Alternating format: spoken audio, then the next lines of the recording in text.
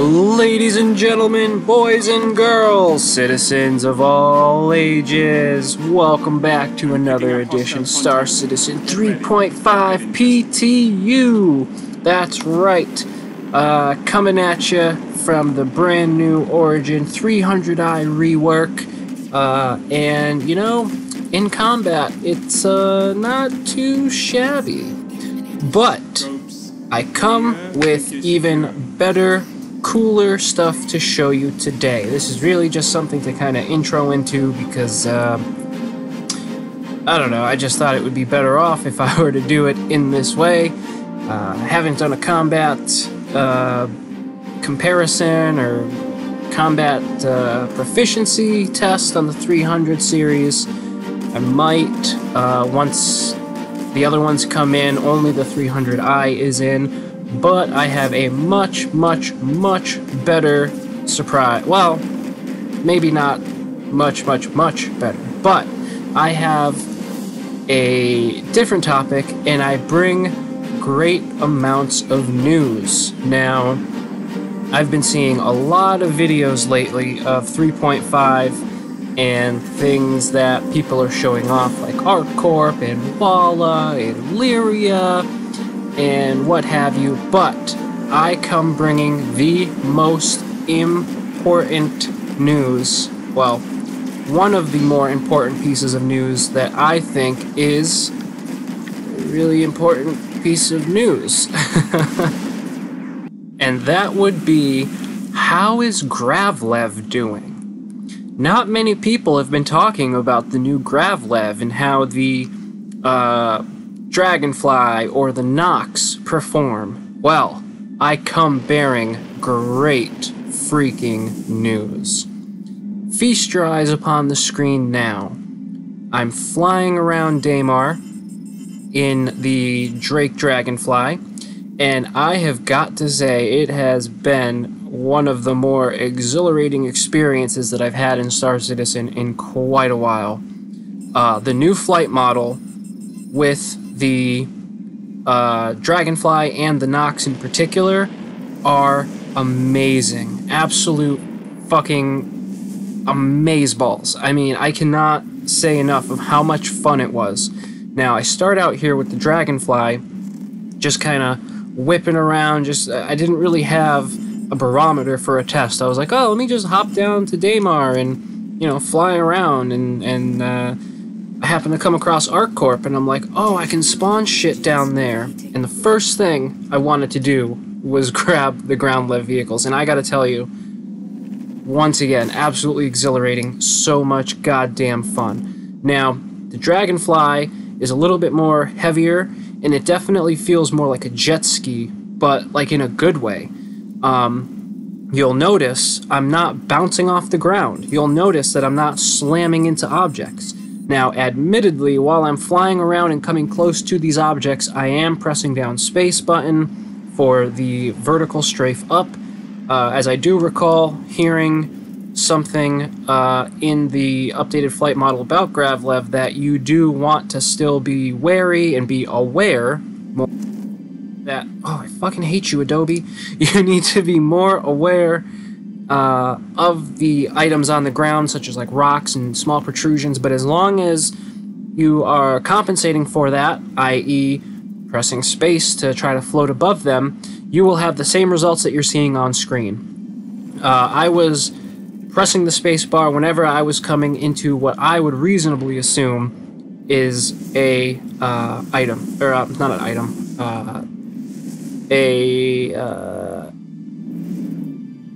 wow, I can't think of the damn word. Obstacle. Wow, that took me way too long to think of the word obstacle. The Dragonfly was abso-fucking-lutely amazing. Right here, I mean, I was like, yes, that is what I'm talking about. Next up, we've got the Knox, and oh my god, sweet baby Jesus, tap dancing Christ, this thing was a blast.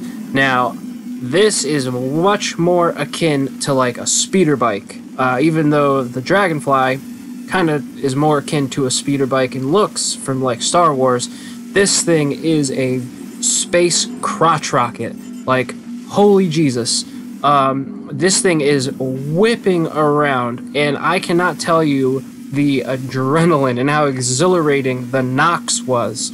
Like, for every bit as fun that the Dragonfly was, the Knox easily 3, 5, 17 billion times more fun. Okay, that's obviously a bit of hyperbole, but only a bit. I'm only being slightly, like, I can't even tell you how much fun it was whipping around these rocks. The Knox is awesome. Now, of course, the Knox, definitely more like a speeder bike, like you would see like a Kawasaki. I mean, look at the air that I caught on here. That is some serious freaking air. Now, admittedly, I think I kicked Afterburn in when I got up to it because I just wanted to see what it would do. And as you'll see right here, I do not bounce off the ground. If you ever piloted a Ground-Lev vehicle prior to 3.5 and you caught really any sort of modicum of air, you know you're in for a hurtin'. Like, you're gonna bounce off the ground and probably go flying. Not with this flight model, and I have to say this is amazing. This is a super huge welcome change. I mean, just look at that. Just whipping around, going over the rocks.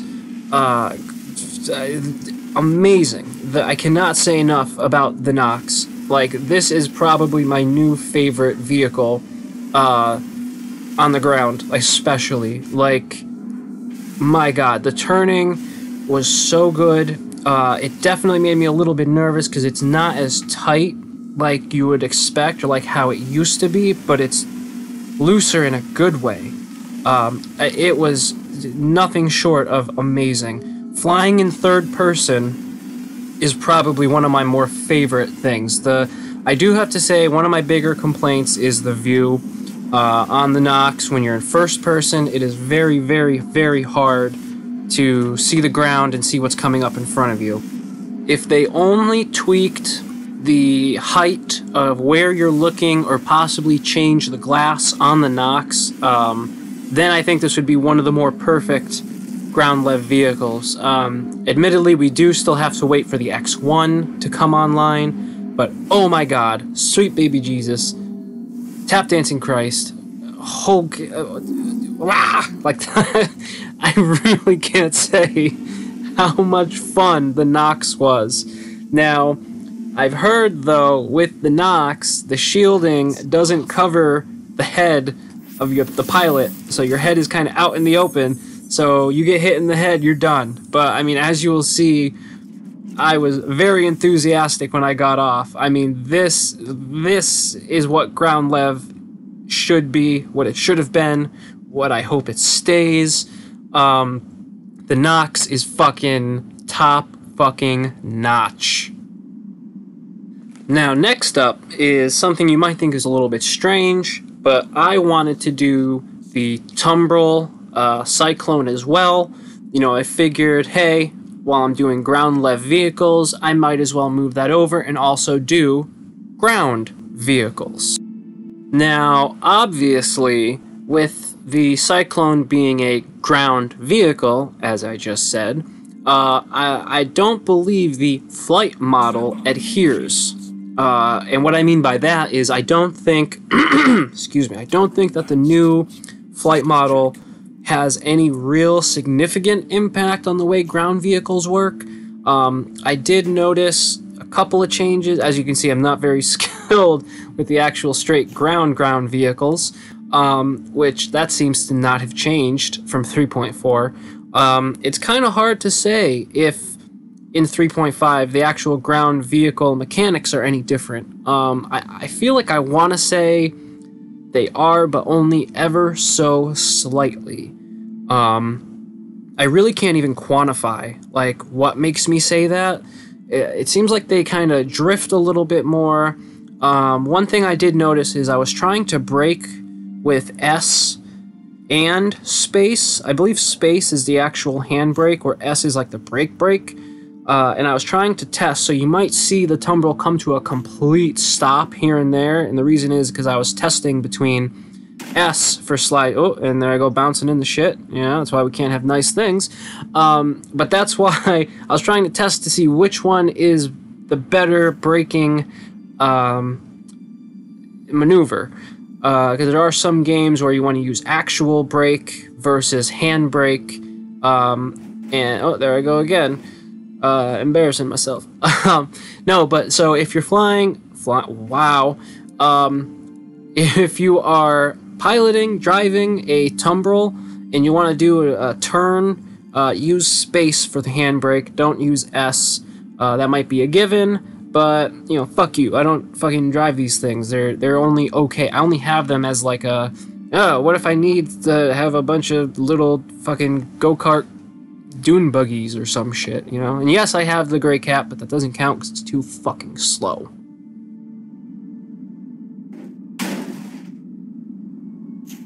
And perfect parking. You see? I do know what I'm doing.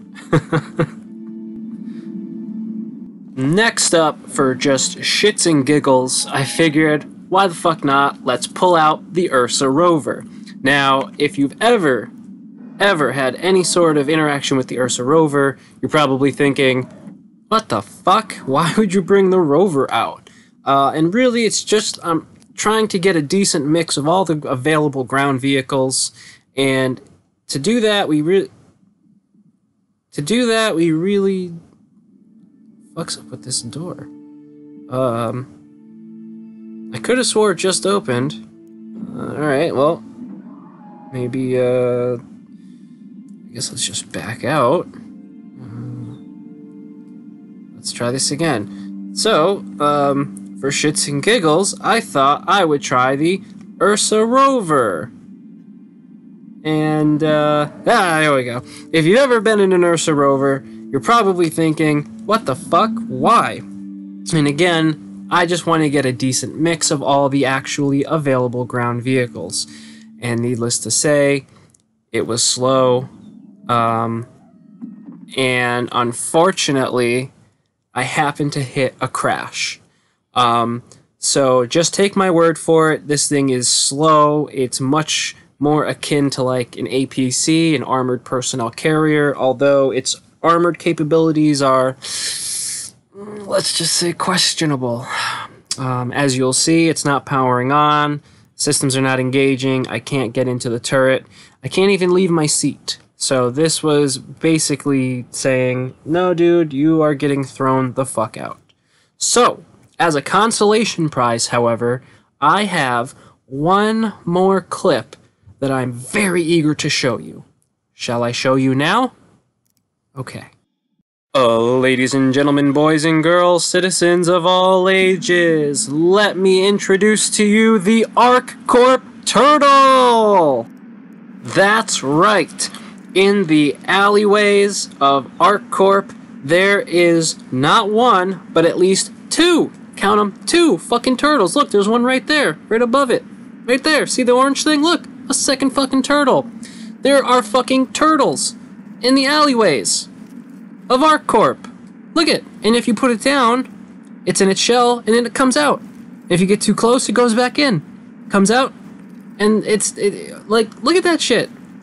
It's real in the relative set. It's a turtle. Look at it.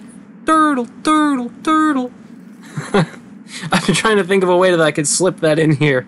Ever since I saw this turtle, all I could think of was from Master of Disguise when he was doing the turtle thing.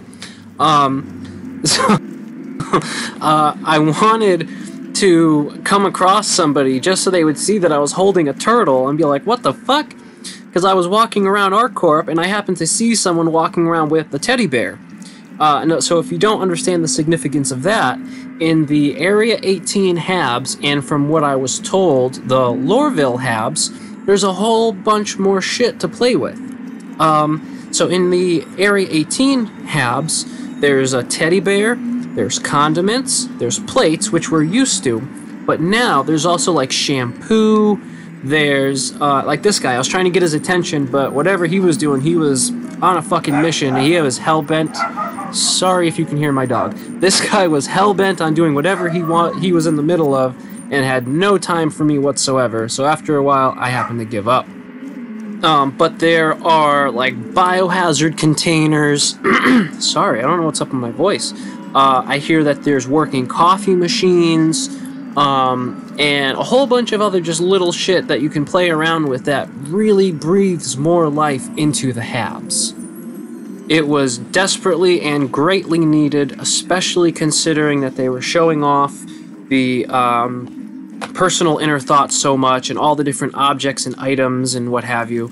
So I'm really glad that they're implementing more. So, other than that, I think I'm going to leave the video here. Questions, comments, concerns, please leave those down below in the comments section. I love, love, love interacting with everybody.